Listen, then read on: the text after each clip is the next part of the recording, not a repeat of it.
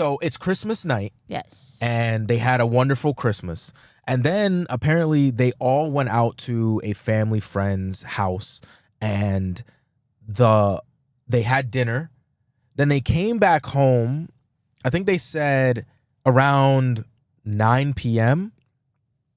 So they come back home and they're getting ready to go to bed because they go to bed. Everyone goes to bed because they have to wake up early to like take a trip. It's after Christmas. After Christmas, the next morning, December 26th.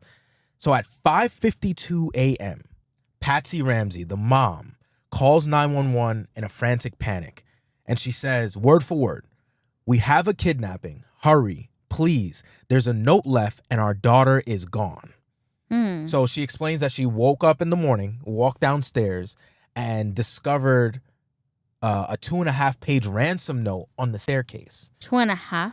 2.5 page. That's a long ransom note. Yo. Because ransom notes are very much like straightforward to the point. Like very like, I have this. I'm not giving it back until you do X, Y, Z. Do not call the cops. Point blank period. The kidnapper. But apparently this ransom note was 2.5 pages long. 2.5. And more specifically, it demanded a specific amount of $118,000. Oh my goodness. Which was a highly specific sum. No, that is. Because 100,000 is like, okay, but 118,000 is very specific. But listen to this though. Here's the kicker. It was the exact amount that John Ramsey, the dad's Christmas bonus from Access Graphics was. Dude, what it's the exact amount. Which goes to that automatically. Who did this man fuck over to get this money that wanted their money back? That automatically like puts it on somebody who knows the family or at least knows the father. The note was also signed at the very bottom. Okay. Victory! ! SBTC. Okay. And to this day, no one knows what SBTC means. What the? So here's a few bullet points that even the cops and everybody was bringing up. One, it was unusually long for a ransom note, being 2.5 pages. The handwriting was inconsistent, suggesting that someone may have tried to disguise their handwriting. It was written using Patsy's notepad and pen, which was inside the house. And the language was dramatic and exaggerated, referencing movie-like phrases such as, "You will withdraw $100,000 and make sure that you bring an adequate size I'm trying to read this. Attaché to the bank. And do not attempt to grow a brain, John." Now, I don't know what movie that's from. What movie is Grow a Brain from? I don't know. I don't know what movie Grow a Brain is from, but it's just an unusual note. No, right? It is very unusual. So instead of waiting for further instructions, like the ransom note suggests, John immediately calls 911. But I think almost any self-respecting parent would. Yes, that's very true. And now we move on to the discovery of JonBenét's body, right? Because I said before that JonBenét was found inside the house, right? So at this point, they don't even know that JonBenét is in the house still. They have no idea. They have no idea. They think that JonBenét's gone and whoever left this note took her, right? So the police show up. They start treating this as a kidnapping. They fail to secure the scene properly. Friends and family are walking in and out, potentially tampering with evidence.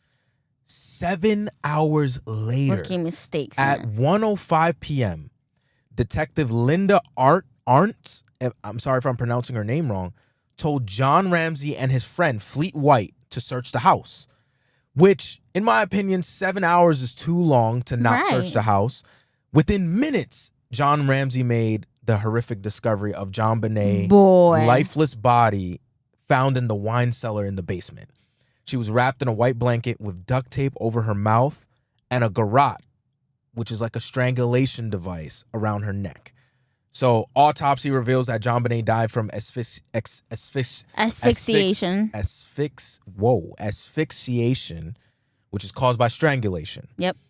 She also suffered a skull fracture from blunt force impact, and there were possible signs of sexual abuse. The time of death was estimated to be between 10 p.m. and 2 a.m.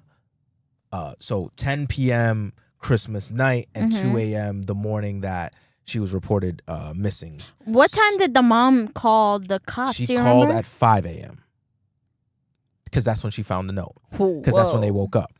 Now, Whoa. there's, like I said before, there are multiple theories, but there's two major theories regarding JonBenét's murder. Right. And the first theory is some believe that an intruder broke in Right. Yes. and killed her, right? They broke in through a basement window that was found. Through a vent in a basement window. I think I remember the It's like documentary. It's like a small basement window that was slightly broken, might I add. Yes, that John, before that they never fixed. Yes, that John the father was saying that it was broken for a long period of time. So they believe that it came in through there. An unidentified DNA sample was found in JonBenét's underwear, and there's a possible footprint that was discovered near the crime scene. So these are all things that make people believe that it was a random intruder. It was a random, yeah. I think theory number 2 is what I would say 70% of people believe because of all the evidence. Yeah. Which is that the family did it. Many believe that someone in the Ramsey household was responsible. Some theories include Burke Ramsey, the brother. They suspect that Burke accidentally killed JonBenét, like while they might have been bickering. You know, like sibling bickering. With the garrote. Yeah. Exactly. With the garrote. Right? Exactly. Okay. Can we leave that little boy alone, please? Exactly. Right. And Patsy Ramsey, the mother, some believe that Patsy struck JonBenét in a fit of rage, causing her death, and the ransom note was staged. However, DNA evidence did not match any of the family members. So here's the aftermath.